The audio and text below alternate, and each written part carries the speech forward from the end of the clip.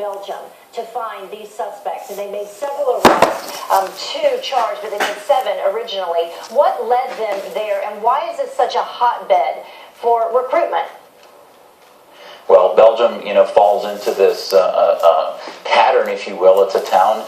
They have a town, Molenbeek, that in Brussels has a large Muslim population that has been a source of radicals that attacked the Jewish museum there, that were sources for the bombers in 2004, the Madrid bombing, the cell that was broken up after the Charlie Hebdo bombing came from there, so on and on. And if you look at radicals, Brussels and Belgium have the highest proportion of Muslims going to Syria. Out of the 600,000 Muslims in Belgium, over 500 have gone to Syria, 190 have returned, and many of them, as you can see with this cell, returned to use Belgium as a platform from which to launch attacks, as they did, it appears, with this attack in Paris. And Molenbeek specifically, 80% Muslim, that town alone.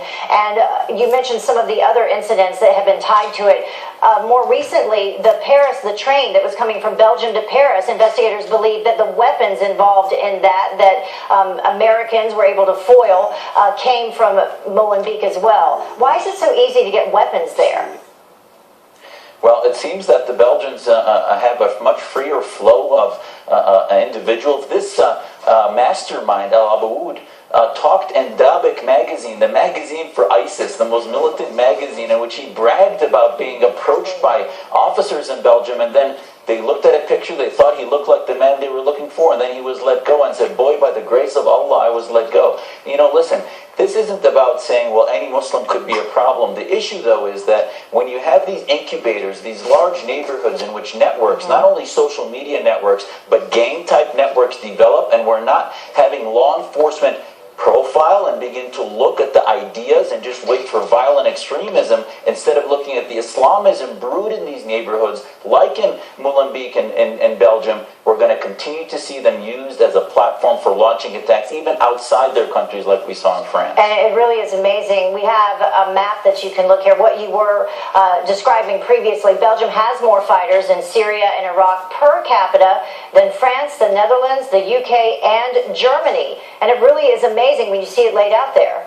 But not so amazing, you say. Oh, and the Interior Minister in Belgium just recently said a few days ago, this is out of control, we must begin repression. Well, if you follow the lead in the UK, for example, Prime Minister Cameron talked about addressing the ideology. These individuals want to die for the Islamic State or any Islamic State, Islamo-patriotism. Until they begin to engage Muslim communities in assimilation with Belgian patriotism, French patriotism, British patriotism, they're going to continue to see them gravitate towards jihad and then enact acts of violence and treason against their own country. And we really need to be paying attention to this, because there are communities here in America, one that's just outside of Minneapolis, 20 young men have headed to Syria. They're now reported missing to train with Syria. So thank you so much for joining us. We appreciate it. Dr. Zuhdi Yasser, thank you. Thanks, Heather. Thanks, Heather. Calls for stronger gun laws coming from city leaders in response to the Paris terror attacks. Philadelphia